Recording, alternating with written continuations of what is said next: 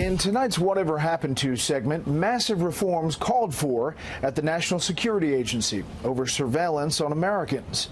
The information has also had massive implications in Europe. Correspondent Jillian Turner has our story tonight from Great Britain.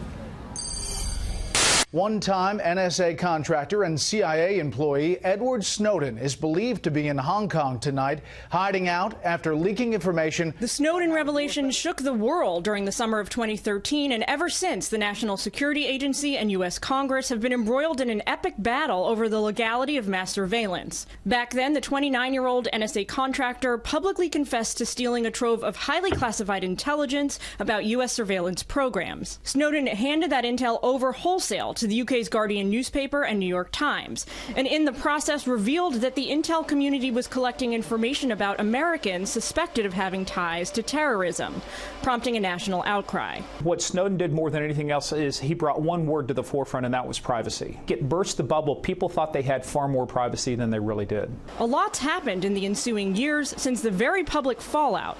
Members of Congress insist they've used their oversight authority to tamp down on NSA operations. There have been a number of reforms, most of which I can't go into, that our intelligence community has put in place to make sure that what happened with Snowden does not happen again. And chastened the nation's leading intel officials. I would follow the law, and I would ensure, if confirmed, that the agency follows the law. Congress and the Defense Department also established U.S. Cyber Command to provide military support for U.S. networks. And while intel experts widely view these steps as effective, they also acknowledge the NSA continues data collection of Americans, about 530 million calls in just a few years.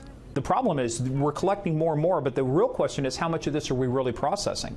How much of this is really turning into things that we can make decisions on? European countries were also hit hard by the Snowden revelations. Britain's government in particular is still grappling to this day with major fallout. As the U.S. restricted government access to America's data, Britain's parliament went in the opposite direction. It passed legislation known as the Snoopers Charter in November 2016. It requires internet companies to keep logs of customer browsing data for 1 year. The law is so contentious here in Britain, it's been fought over in the High Court virtually since the day it passed. And just last month, the court ruled it violates British citizens' right to privacy and ordered the government to draft new legislation by November 1st. Brett? Jillian Turner in London. Jillian, thank you.